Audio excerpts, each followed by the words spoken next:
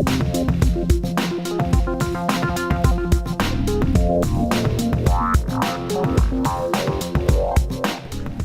Diocese of Olympia, and all who are watching. In our ongoing series in which we're introducing our diocesan house staff, today I'm glad to have with me Josh Hornbeck, who's our communications director.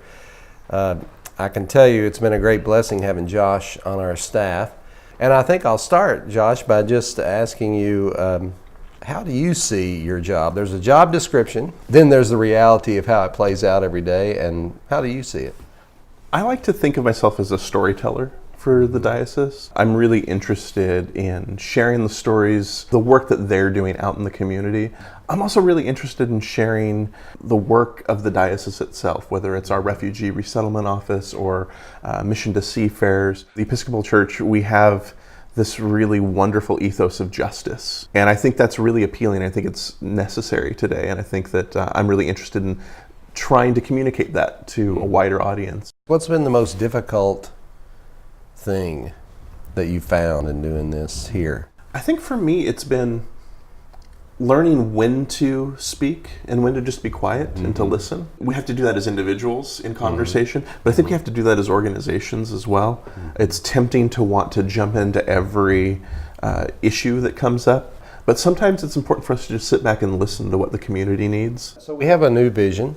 You've had a lot to do with that. How do you see your role and your job here fitting into that new vision as we kind of shift directions in the diocese? I really try to look at myself as a resource for churches. I have gone out as far as Vancouver and Bellingham to work with churches, whether it's just to help them set up a Facebook page or whether it's to highlight one of their ministries in a video or to help with web content. I'm really interested in coaching and in providing support to churches that are looking to bolster their communications, whether that's social media, newsletters, web content, videos. Those are all things that to me are really exciting. So you're more than willing to go out and help congregations. Yeah. Could you give an example of maybe one or two specific examples of how you've done that recently? I've been here for about a year and a half, and maybe 3 or 4 months in, I went to Battleground to work with the Reverend Alice Bauer to help her set up a Facebook page. I've been down to Shelton a few times to work with the Reverend Joe Michael on both web content and on switching from a PDF newsletter to a mobile responsive newsletter, and being able to go out and go to them and go to their churches. I feel like that honors them and honors the work that they do. Let's talk about how you got to this point. I mean, where did you get all these skills? Tell us a little bit about your background. My background is in theater. I started off writing and directing in theater. I got my bachelor's degree in theater, and always been exploring an interest in storytelling, in social justice, and in faith, and finding that intersection between the three of those things. And I decided I was tired of working service jobs while I did my theater on the side, and decided to go back to grad school, and I just recently finished my MFA in arts leadership. I had worked for some churches before and wasn't actually all that sure whether I wanted to come and work for another religious organization, but after our meeting, I felt this is the place I want to be. What about actual places you've worked? Because those are pretty interesting. Yeah. Just before here, I was working for the Seattle International Film Festival. I was in their digital marketing department. It helped me hone my craft and my skill. I've always been a good writer. I've always been a good storyteller, but working in a fast-paced environment really helped me learn on the fly how to craft social media posts in a compelling way, how to set up newsletters that were going out every day, how to create web content that was compelling, how to take things that are maybe a little more complicated and boil it down to one sentence at times. That has really helped me in learning how to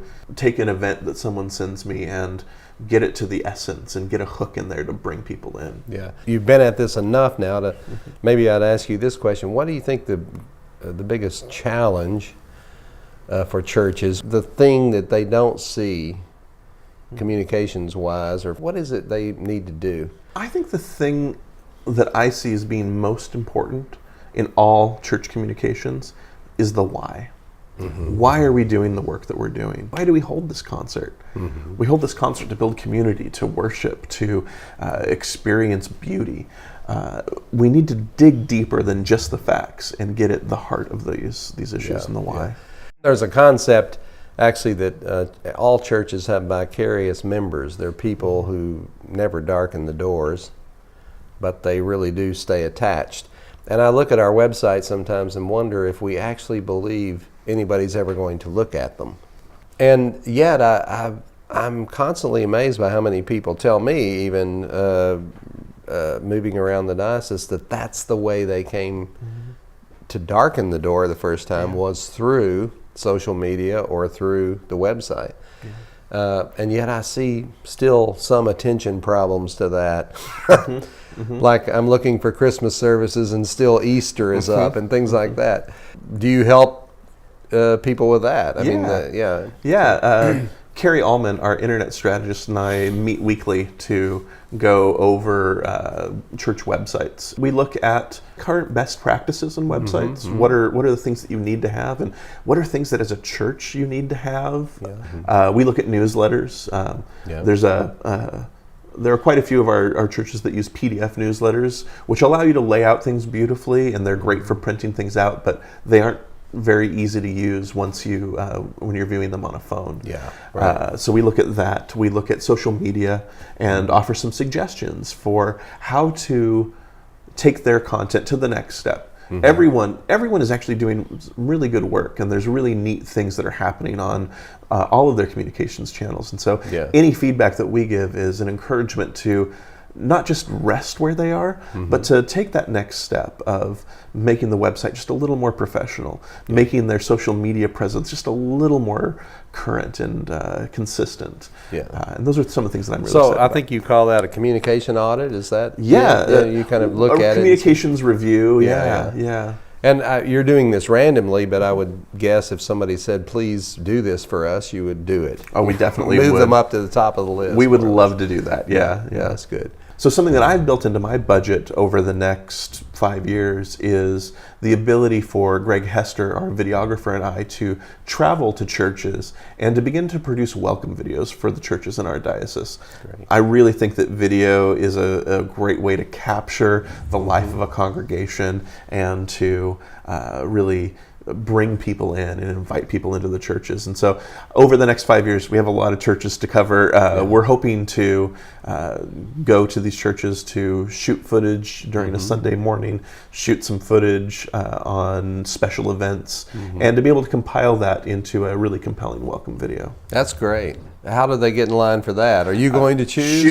Shoot me an email. I've been doing it on first come, first serve basis as I receive requests. I think a lot of them will want that. I'm always on my email, and I will try to respond within 24 hours. Thank you, Josh, very much. Thank you for being here, for doing the work you do, and for today as well. Thank you.